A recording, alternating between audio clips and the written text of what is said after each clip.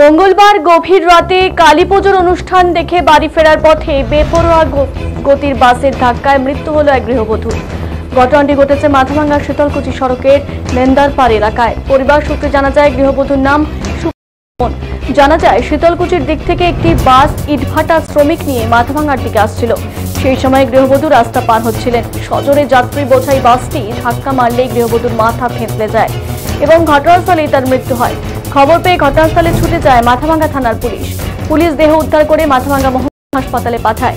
গাড়ির চালক ও খালাসি পলাতক। পুলিশ ঘাতক বাসটিকে আটক করেছে। হাসপাতাল চত্বরে কান্নায় ভেঙে পড়েন পরিবারের সদস্যরা।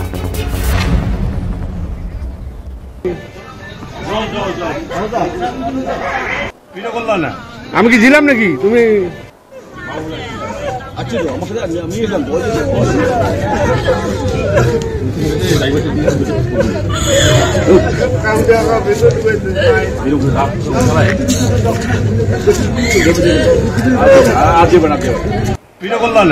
আমি কি ছিলাম নাকি তুমি?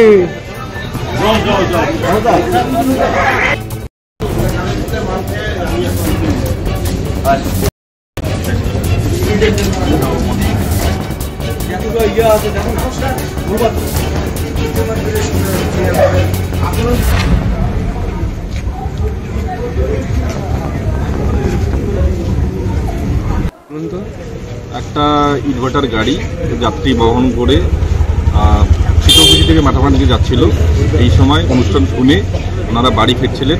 বাড়ি ফেরার পথেই রাস্তার মধ্যে ওনাকে একদম লাগিয়ে দেয় এবং সরাসরি ঘটনাস্থলে মৃত্যু।